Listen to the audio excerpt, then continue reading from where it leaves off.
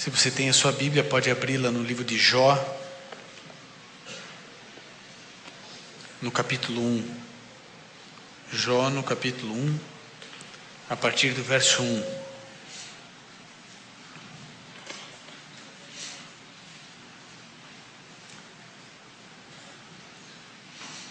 Jó, no capítulo 1, a partir do verso 1, diz assim: havia um homem na terra de Uz, cujo nome era Jó.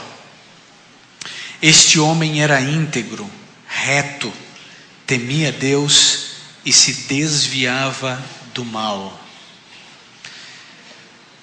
Querido, a palavra íntegro vem de inteiro. Nós encontramos Moisés, que foi quem escreveu o livro de Jó, falando a respeito desse homem reto, íntegro, temia Deus e se desviava do mal. Reto é algo que não é torto. Tem gente que a vida é toda torta. Não era o caso de Jó. Reto, íntegro, temente a Deus e se desviava do mal em todas as suas formas. Jó não flertava com o pecado. Ele não se aproximava do erro. Vocês se lembram daquele princípio? Aqui ainda é seguro, aqui é o abismo. Embora aqui ainda seja seguro, é arriscado, então eu vou andar por aqui. Porque ali está o perigo. Assim de cristãos que vivem aqui, não, aqui ainda dá. Aqui eu ainda estou seguro. Jó se desviava do mal, da aparência do mal. Ele se desviava de qualquer manifestação de mal. Existem pessoas que têm prazer em ler ou em assistir notícias que apresentam desgraça, maldade, violência, estupro. Davi já dizia: não porei coisa má diante dos meus olhos. Querido, nós somos transformados pela contemplação. Eu não quero saber o que o diabo fez. Eu quero saber o que Cristo está fazendo. Jó era reto, íntegro, temia Deus e se desviava do mal. Receber um conceito desse de Moisés, um líder como nunca mais existiu em toda a história de Israel, deveria ser motivo de alegria para qualquer um de nós. No entanto, no verso 6 do mesmo capítulo, nós lemos agora Deus falando a respeito de Jó. Certo dia os filhos de Deus vieram apresentar-se perante o Senhor, e veio também Satanás entre eles. E disse o Senhor a Satanás: de onde vens? Respondeu Satanás ao Senhor: de rodear a terra e passear por ela.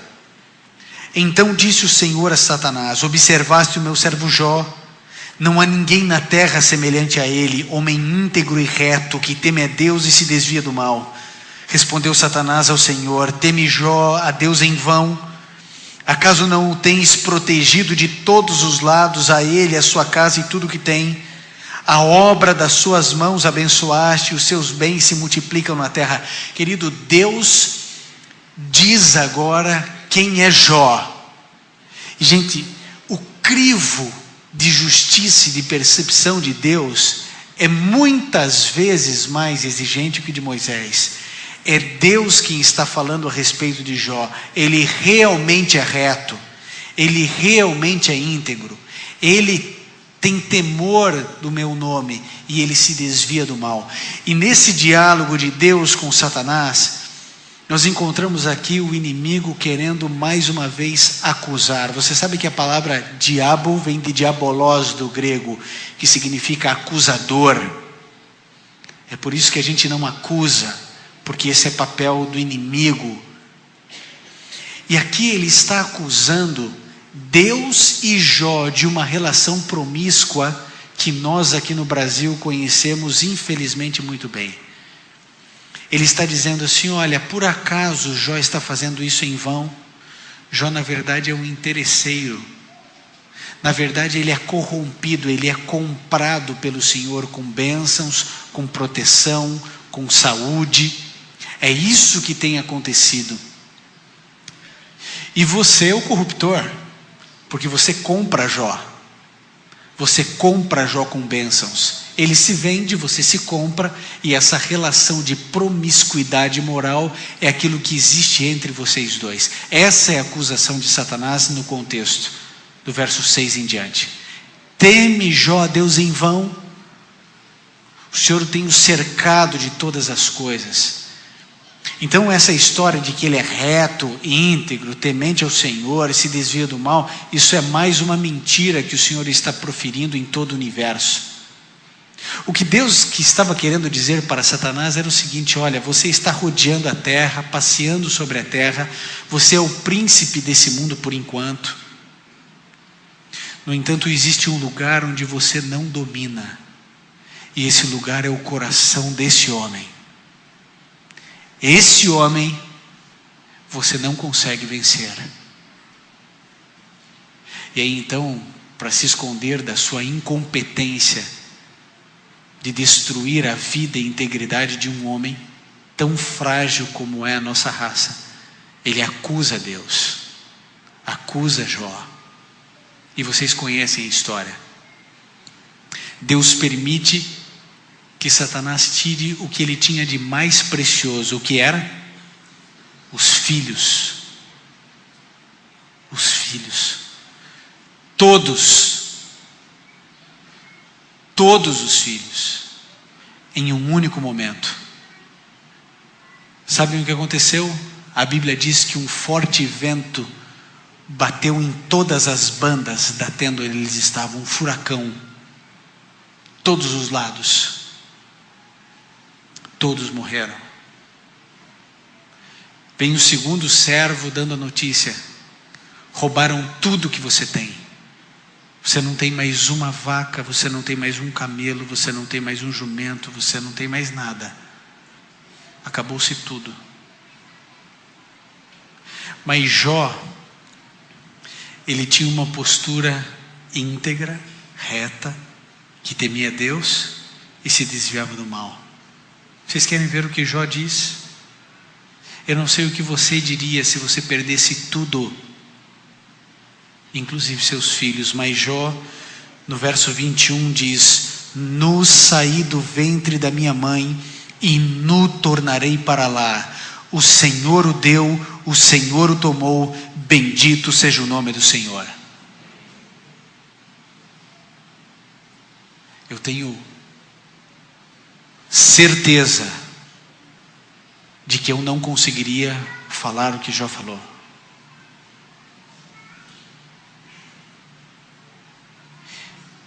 Perder meus 2 filhos e dizer: o Senhor deu, o Senhor o tomou, bendito seja o nome do Senhor. Que tipo de vida tinha Jó para poder dizer isso? Veja, ele era íntegro, ele não estava falando porque seria socialmente viável falar isso. Ele perdeu seus filhos, ele não tinha mais recurso nenhum para nada. E o diálogo volta a acontecer. Você observou, meu servo Jó? Você tirou todos os seus filhos, você tirou todos os seus bens e ele permanece íntegro. E Satanás disse assim: olho por olho, carne por carne, osso por osso, e tudo quanto ele faz e é, blasfemará diante do Senhor. E Deus disse: pode fazer o que quiser com ele, só não lhe toque a vida. O que você acha, que Satanás ia colocar uma doença fraco ou forte em Jó? Tudo que ele podia, tudo. A Bíblia diz que do alto da cabeça até a planta dos pés não havia 1 centímetro de pele sã. O lugar onde Jó teve que ficar era um monte de cinzas, raspando com cacos de telha.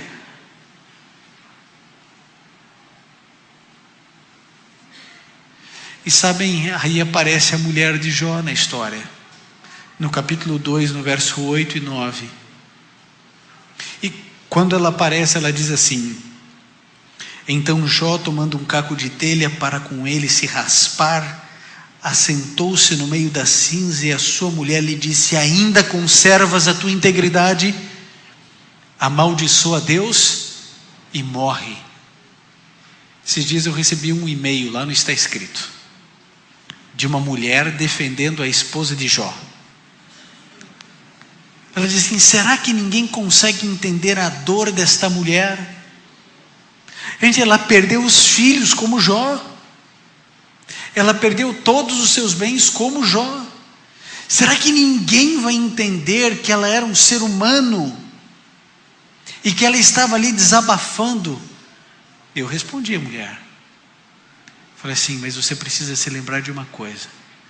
Tudo que Satanás queria era que ele não conservasse a sua integridade.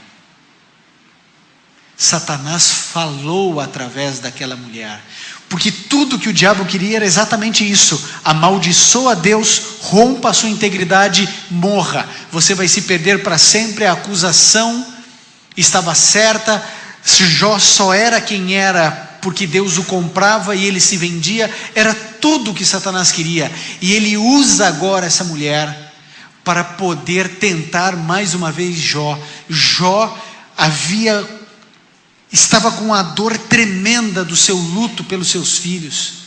Não havia recurso para fazer mais nada. E você sabe que quando o dinheiro vai embora, quem vai embora também? Os amigos desaparecem.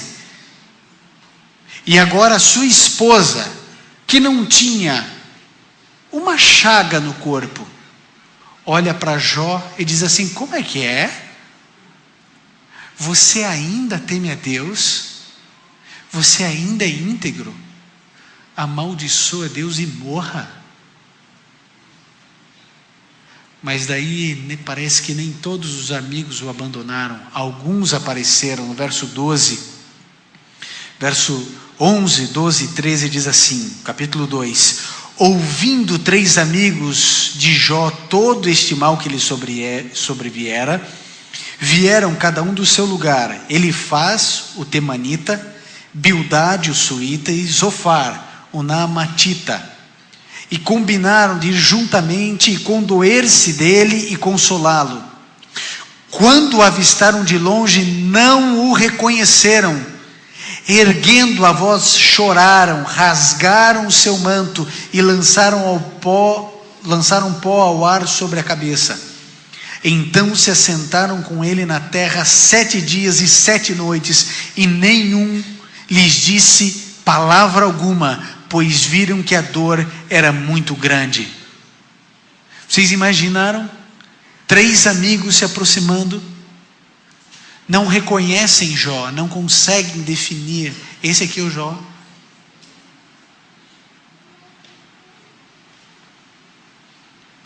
A dor é tão grande que eles não fazem outra coisa a não ser chorar. A ideia era consolar. Quando chegam, eles não fazem outra coisa a não ser chorar. Eles se assentam ao lado de Jó e por 7 dias não abrem a boca. Vocês podem imaginar os gritos de dor de Jó? Dor de alma. Eu e você entendemos o que está acontecendo, mas Jó não.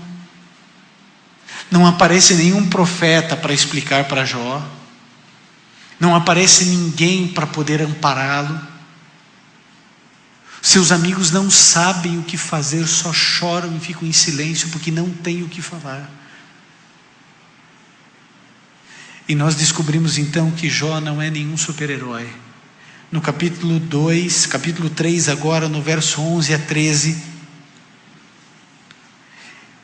ele em seu desabafo e dor diz: por que não morri ao nascer? Por que não expirei ao sair do ventre? Porque houve joelhos que me recebessem e peitos que me amamentassem?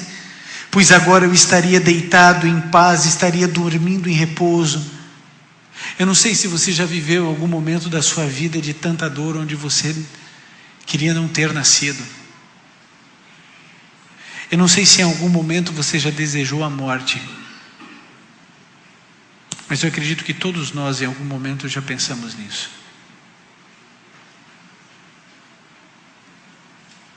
Por que não a morte? Por que eu nasci?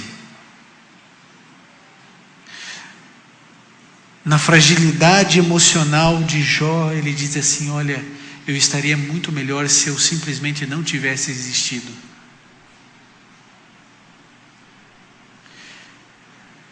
No entanto, parece que Deus estava preparando Jó para alguma coisa. Ainda no capítulo 3, no verso 25 e 26, acompanhe a saga desse homem, porque aqui diz assim: olha o que Jó diz: o que eu temia me sobreveio, o que receava me aconteceu, não tenho paz nem sossego, não tenho descanso, mas somente perturbação.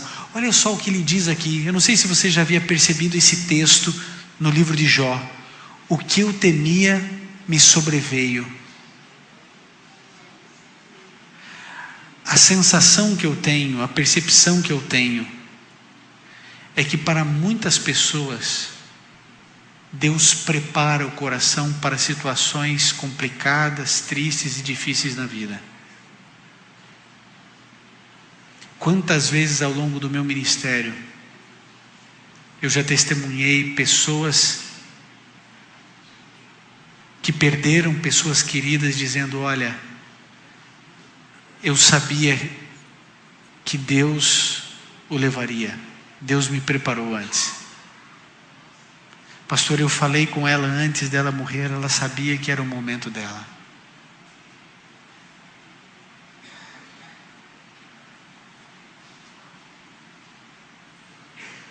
Foi assim com Manuel, foi assim com a Monique. Parece que Deus, Ele não nos solta ao silêncio da morte sós. Ele permanece conosco e de alguma maneira Ele acalma o nosso espírito, dizendo: calma. Jó, ele diz: o que eu temia me sobreveio. Jó era tão temente a Deus que ele sacrificava. Vocês se lembram? As leis cerimoniais, o sacrifício contínuo, o cordeirinho que representava Cristo. Ele sacrificava, fazendo essa simbologia, pelos filhos, caso alguém pecasse. Além dos pecados dele, ele sacrificava pelos filhos. Era um homem preocupado com a sua vida espiritual e com a vida espiritual da sua família. Senhor, eu estou sacrificando aqui, caso algum filho tenha pecado, por favor, Senhor, perdoe-os. Por favor, se eles fizeram, se qualquer um deles errou, por favor, perdoe-os. E eu tenho aprendido isso com Jó. E quase todas as noites, quando eu vou orar com o Gabriel e com a Sofia, eu peço perdão pelos pecados que eles cometeram junto deles. Senhor, se o Gabriel pecou, se a Sofia pecou, perdoe-os. Perdoe-os e mostre a eles o teu caminho. Perdoe-os, Senhor. Jó amava aqueles filhos, todos na sepultura. Não tinha possibilidade de bom lugar, boa posição para dormir, sem nenhum tipo de recurso, pobre, sem nada de saúde, com os filhos mortos, a esposa querendo que ele morresse. E a gente vai descobrindo algumas coisas. Jó começa a questionar Deus. No capítulo 7,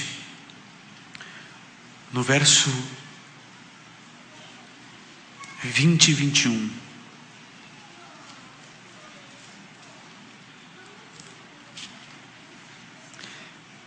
É Jó dizendo assim: se pequei, que mal te fiz, ó espreitador dos homens? Por que me fizeste alvo dos teus dardos, para que a mim mesmo me seja pesado? Por que não me perdoas as ofensas e não tiras o meu pecado? Pois logo me deitarei no pó. Tu me buscarás, mas já não serei. Sabe o que Jó está fazendo aqui? Ele está arrazoando com Deus. Aliás, esse é um convite do próprio Deus: vinde e arrazoemos. Você não concorda com Deus? Diga isso a Ele. Isso não é desrespeito. Deus nos fez seres racionais para a gente pensar.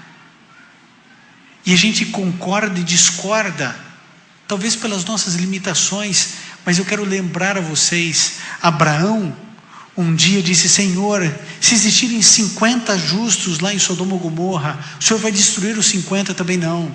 Se tiver 50, não. Senhor, e se tiver 40? Não, se tiver 40 não. Senhor, e se tiver 30? Não, por amor aos 30 não. Senhor, não se levante a sua ira sobre o seu servo. E foi descendo.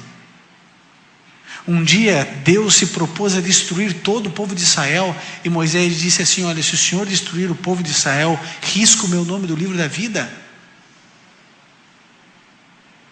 E por amor a Moisés, o povo não foi destruído. Nós encontramos Abacuque dizendo: até quando, Senhor, gritarei eu violência e tu não agirás? Até quando irei gritar salvação e tu não irás agir? E nós encontramos Jó dizendo: por que, ó espreitador de homens, o Senhor não me perdoa? Se eu errei, eu não sei no que eu errei, para estar passando o que eu estou passando, mas se eu errei, por que não me perdoa? A relação que Jó tinha com Deus era de profunda sinceridade. E por isso ele clamava, pedia, implorava.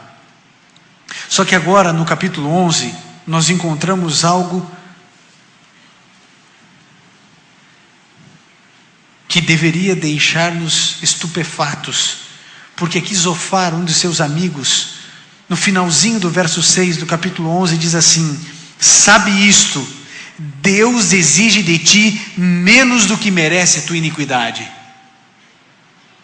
Gente, agora nós encontramos Jó enlutado pelos filhos, ele não tem saúde nenhuma, ele tem chagas, a pele em carne viva em todo o corpo, uma esposa que não é espiritual. Você encontra ele sofrendo porque não entende os caminhos de Deus. Ele está em luta com Deus, como Jacó um dia esteve no Val do Jaboque. Ele não entende o que está acontecendo com a vida dele, e agora aparece um amigo dele, um daqueles que estava chorando em silêncio, dizendo assim: olha, Jó, quer saber? Eu vou dizer uma coisa para você. Deus é bom, Deus é misericordioso, Deus é amor. Se você está passando pelo que você está passando, eu quero que você saiba uma coisa: Deus está exigindo de você muito menos do que merece a tua iniquidade. Você deve ter algum pecado que você guarda no seu coração, algum pecado secreto que nós não sabemos, que você não fala para ninguém, mas Deus está castigando você. Sozinho. Sozinho. Capítulo 16, verso 20, sabe o que nós encontramos ali? Os amigos zombando de Jó agora. Além de acusadores, agora eles estão zombando, quando Jó declara: os meus amigos zombam de mim, os meus olhos se desfazem em lágrimas diante de Deus. Jó só chorava, os amigos agora zombavam. Que vida de Jó. Mesmo capítulo, só que agora no verso, não, agora no capítulo 19, no verso 14. Agora vejam a atitude dos parentes de Jó. Ele declara: os meus parentes me abandonaram, os meus conhecidos se esqueceram de mim. E o verso 17: o meu hálito é intolerável à minha mulher, sou repugnante aos meus próprios irmãos. Verso 22, ele declara: por que me perseguis como Deus me persegue? Vamos ler desde o 19 até o 22. Todos os meus amigos íntimos me abominam, até os que eu amava se tornaram contra mim. Os meus ossos se apegaram à minha pele e à minha carne, escapei só com a pele dos meus dentes. Compadecei-vos de mim, amigos meus, compadecei-vos, pois a mão de Deus me atingiu.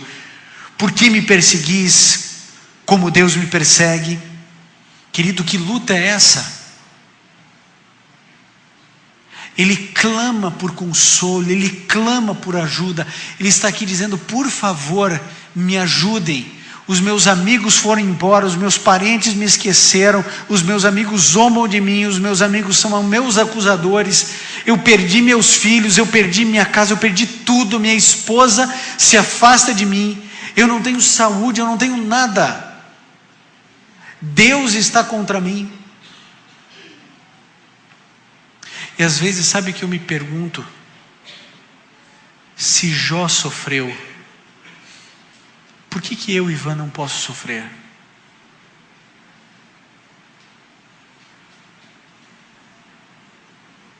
Você acha que pelo fato de eu ser pastor, eu tenho algum tipo de proteção especial, diferente da que você tem? Você acha que os meus filhos têm?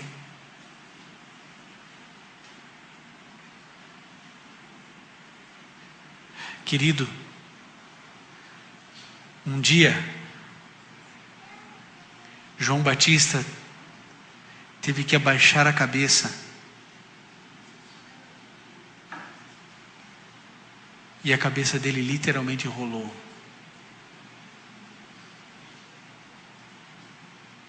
Um dia crucificaram Pedro de cabeça para baixo, colocaram João dentro de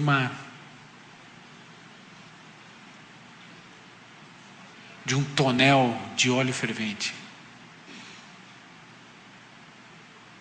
Você conhece algum herói da fé que não sofreu?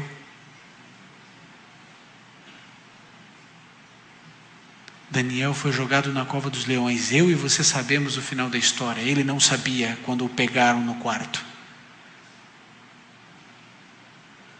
Sadraque, Mesaque e Abednego se dispuseram a ir para a fornalha e não sabiam que Jesus andaria com eles. José foi vendido pelos irmãos.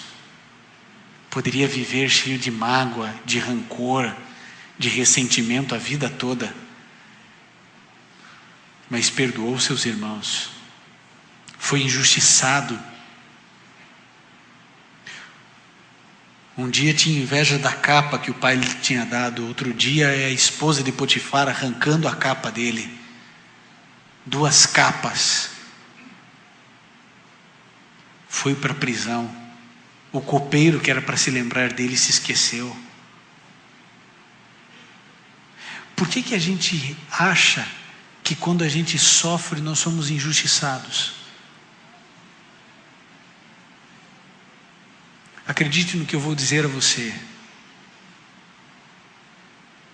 Se Jesus não voltar na nossa geração, o seu fim e o meu fim será de dor.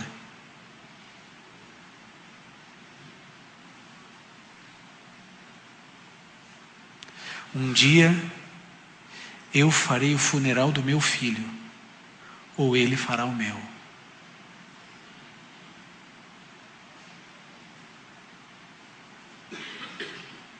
Jó sabe o que é sofrer.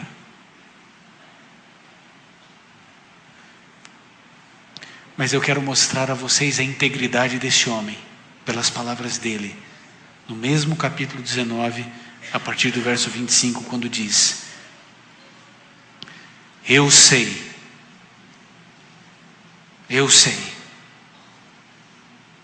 ninguém me entende, ninguém me consola, ninguém sabe quem eu sou, Mas eu sei que o meu Redentor vive, e que por fim se levantará sobre a terra, e depois de consumida a minha pele, ainda em minha carne verei a Deus. Vê-lo-ei por mim mesmo, com os meus próprios olhos, como o meu coração anseia dentro de mim. Eu sei que o meu Redentor vive, e que um dia ele se levantará sobre a terra. Ele tinha fé no Messias. Ele acreditava na vinda do Messias. Apesar de toda a dor, apesar de todo o sofrimento, apesar de toda a angústia, ele diz: a minha carne está consumida, mas essa carne miserável, em estado de putrefação, eu verei. Eu sei que ele vive. Eu sei que ele vive. Eu posso morrer, meus filhos podem morrer, meus amigos podem me abandonar, meus parentes podem me desprezar, minha esposa quer que eu morra, meus amigos zombam de mim, mas eu sei que ele vive. Querido, isso é integridade. E sabem, no capítulo 27 eu encontro Jó desafiando Deus. O verso 5 em diante, 5 e 6 diz: olhe Jó dizendo: jamais admitirei que tendes razão, até que eu expire, não negarei a minha o quê? Integridade. A minha justiça me apegarei e não alargarei, não me reprovará a minha consciência enquanto eu viver. Jó sabia quem ele era, ele sabia que não havia pecado, ele sabia que ele era íntegro, que ele temia a Deus, que ele era reto, que ele se desviava do mal, e poderia vir todos os demônios do universo tentar colocar sobre ele uma culpa, ele não aceitaria. E ele diz aqui: jamais admitirei que tendes razão, eu não pequei, eu não sou merecedor desse sofrimento. Mas sabe quem pode dizer isso? Os íntegros. Não é o cristão mais ou menos, não é um indivíduo que serve a dois senhores, que quando vem à igreja, ele está com Deus, mas quando sai da igreja, aí é com ele. Ele está com Deus na hora do culto, mas no trabalho aí é comigo, no estudo aí é comigo, na minha casa mando eu.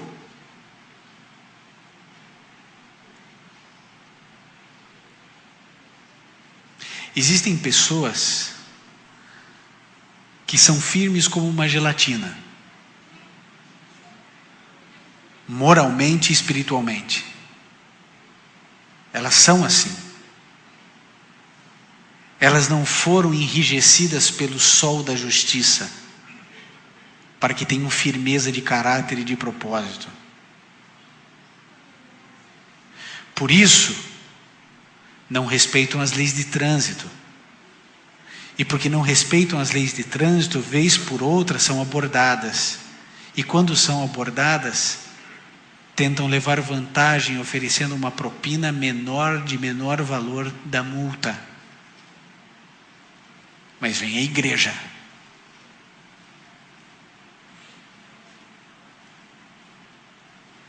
São pessoas que sabem que a Bíblia condena a bebida alcoólica, mas preferem um artigo que leram há 3 anos, falando que um cálicezinho de vinho depois da refeição faz bem ao coração. E ele prefere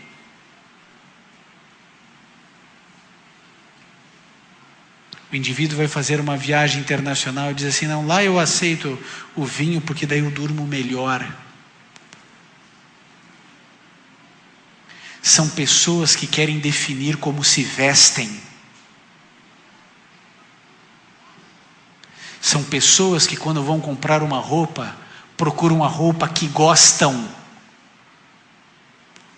e não a roupa que Deus quer.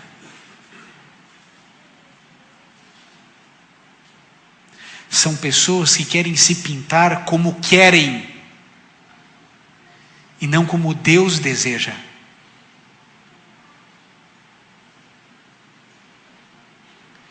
São pessoas que querem assistir o que gostam e não o que é certo.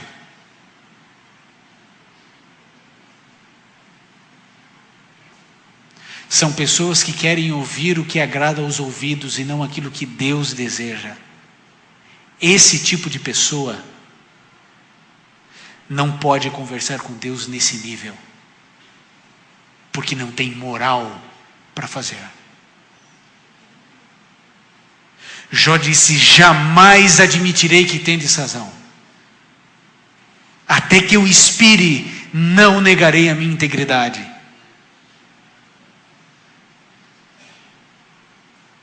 É desse tipo de homem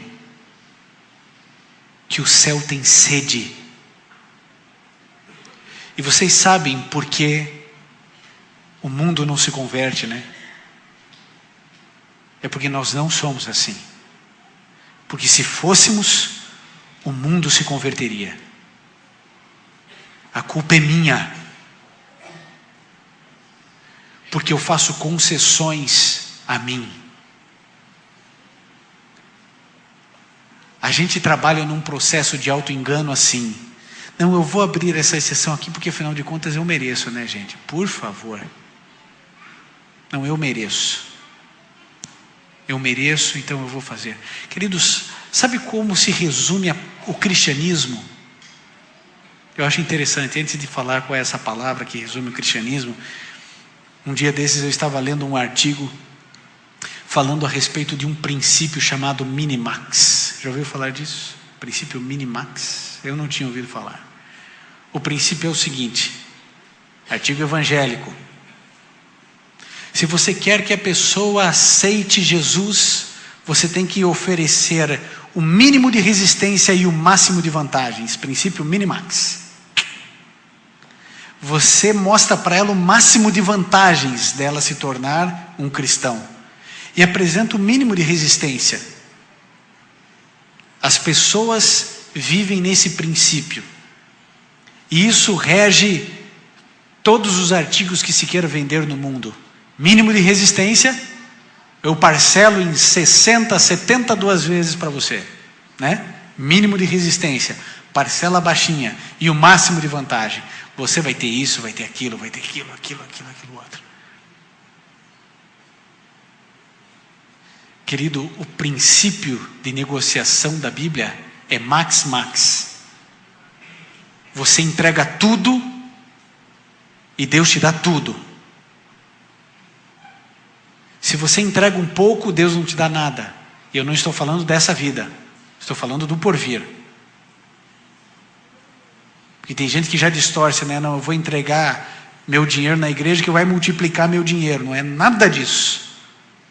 Nada disso. Se você está entregando oferta na igreja, em qualquer igreja, nessa ou em qualquer outra, pensando que se você entregar a sua oferta, Deus vai te dar mais dinheiro, não dê oferta. Deus não negocia. A minha oferta, que eu dou, eu, Ivan, dou, é a manifestação de gratidão e só. Eu demonstro a Deus que tudo vem dele quando eu oferto.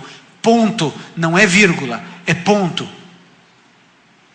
O cristianismo é entrega total e irrestrita do eu. A palavra que resume o cristianismo é não. Não. Por que essa palavra resume o cristianismo? Porque a minha natureza é má e tudo que eu quero é podre. Até as coisas boas, às vezes, elas não são santificadas. Por isso, a palavra que resume o cristianismo é não. Não vou fazer isso porque eu sei que não é a vontade de Deus. Não vou. E você vai se negando a si mesmo. É o que Jesus Cristo disse em Lucas 9.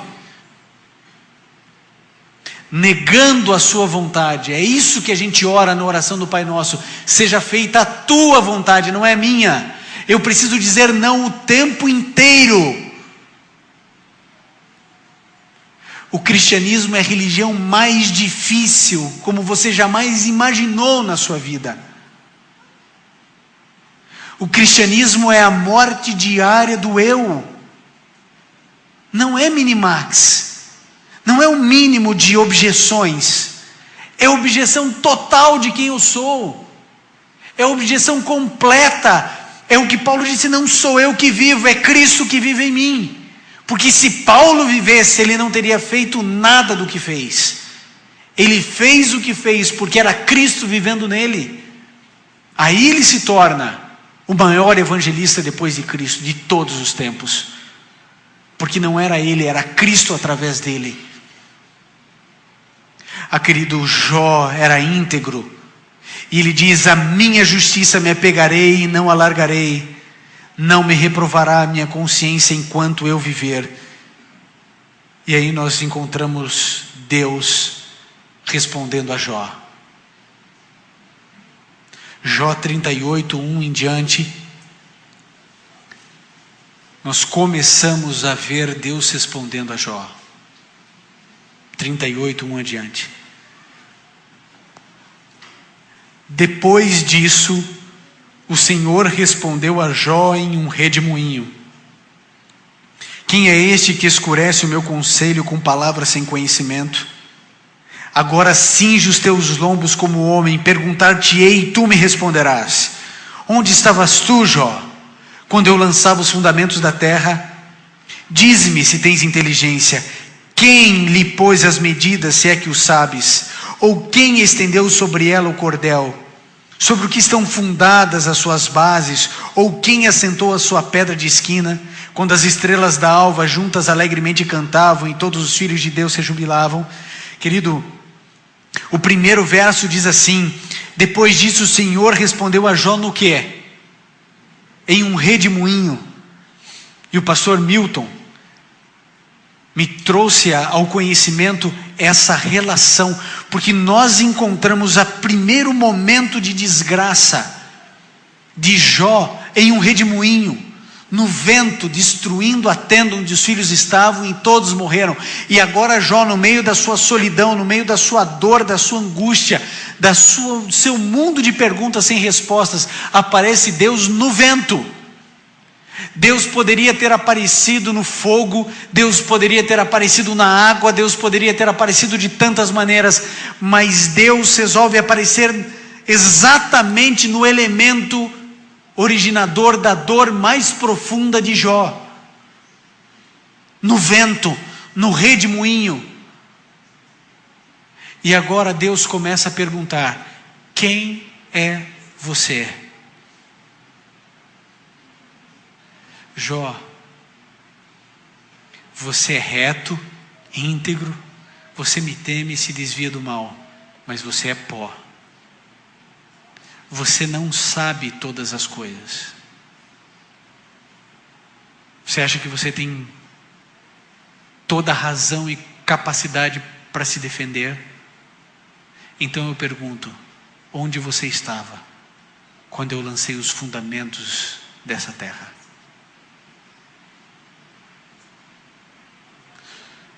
Como se sustenta a terra no nada? Responde. Responde, Jó. E todos os capítulos até o 41 é a resposta de Deus a Jó. E aí nós encontramos no capítulo 42 de Jó o seguinte: Jó 42, que diz: então respondeu Jó ao Senhor: eu sei que tudo podes, nenhum dos teus planos pode ser impedido. Quem é aquele, perguntaste, que sem conhecimento encobre o conselho? Certamente falei do que não entendia, coisas maravilhosas demais para mim e que eu não podia compreender. Escuta-me, disseste, e eu falarei. Eu te perguntarei e tu me responderás. Com ouvidos eu ouvira falar de ti, mas agora te veem os meus olhos, por isso me abomino e me arrependo no pó e na cinza. Aqui, nós encontramos Jó dizendo, sabe o que? Antes, eu ouvia falar de ti, agora os meus olhos te veem.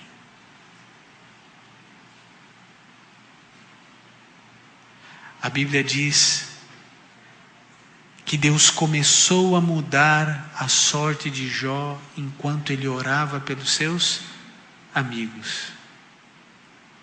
Os mesmos amigos que zombavam dele. Os mesmos amigos que o acusavam. Os amigos que o haviam abandonado. Jó estava orando por eles. Você consegue imaginar Jó ainda com o corpo em carne viva, deixando de reclamar, de questionar e orando por aqueles que o acusavam?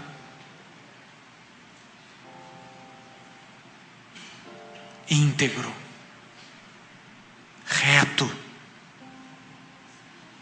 temente a Deus,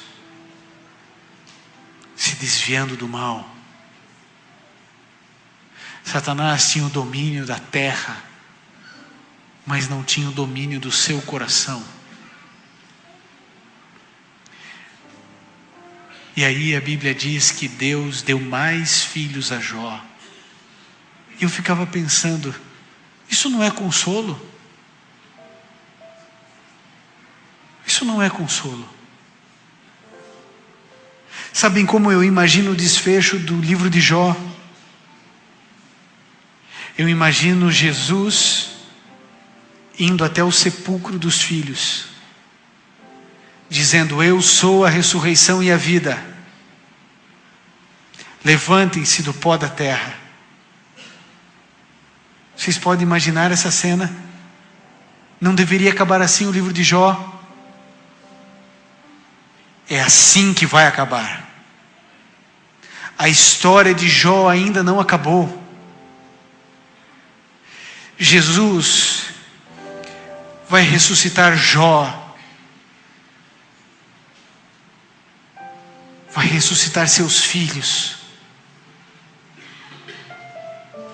Jesus irá ressuscitar as outras filhas de Jó.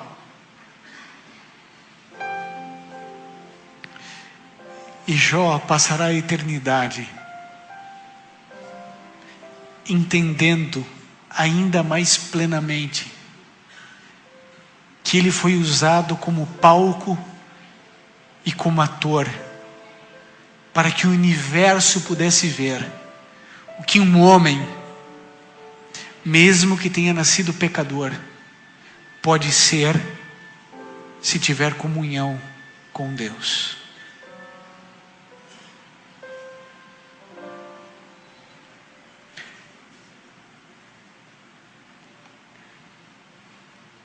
É isso que Deus espera do Ivan.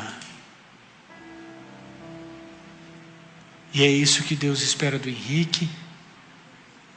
É isso que Deus espera do Jairo, do Rodrigo, do Antônio, do Marcos, do Tarsis, do Maurício, da Sara, da Zezé, do Ricardo, do Pedro, do João. É isso que Deus espera de nós. Pessoas que odeiem esse mundo. Pessoas que dediquem seus talentos, que dediquem tudo que têm e tudo que são, para salvar outras pessoas desse lugar. Enquanto você estiver tirando férias nesse lugar, Satanás pisará no seu pescoço e acabará com você e com a sua família. Mas o dia em que você despertar, o dia que você desligar sua TV, o dia em que você desligar a internet e sair das redes sociais e passar tempo com a Bíblia, você não vai mais viver. Cristo vai viver em você. E quando Cristo vive em alguém, as conversões se multiplicam. A gente não vai ser perfeito até que Jesus volte. Você vai errar e eu vou errar. Mas todas as vezes que a gente cair, a gente vai se levantar. E Deus vai nos guiar. Eu preciso terminar essa mensagem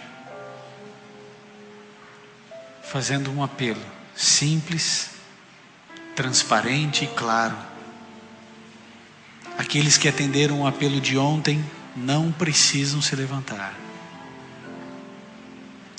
Existe alguém aqui que quer ser como Jó. Não importa se você é homem ou mulher.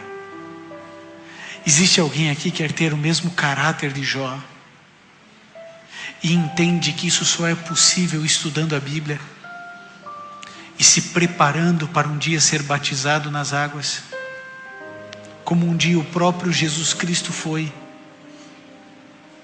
Por que você acha que Jesus foi batizado? Para dar o exemplo para quem? É para você, é para mim. Existe alguém aqui nessa noite, nessa manhã,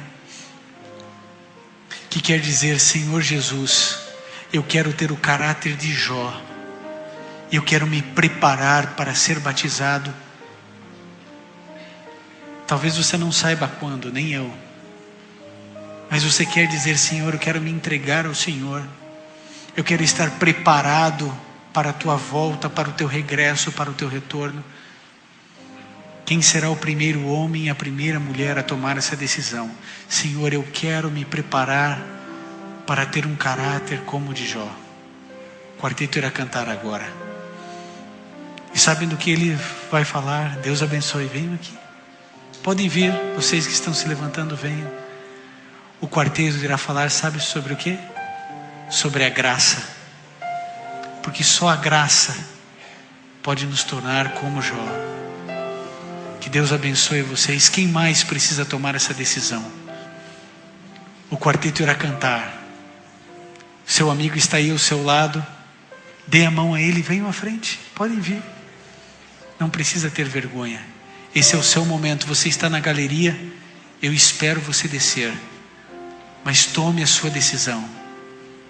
Quem mais precisa vir? Você está aqui no auditório anexo, no quarto andar. Em nome do Senhor Jesus, levante-se e venha. Você precisa de um novo batismo, de um rebatismo, querido. Esse é o seu momento. Dê a mão ao seu amigo, dê a mão à sua amiga e diga: eu vou contigo. E venham. Venham. Esse é o momento de nós nos levantarmos e dizermos não para o mundo e sim para o Senhor Jesus. A graça de Cristo quer te alcançar. A graça de Cristo precisa alcançar você. Você precisa se decidir agora, enquanto o quarteto canta. Em nome do Senhor Jesus, levante-se.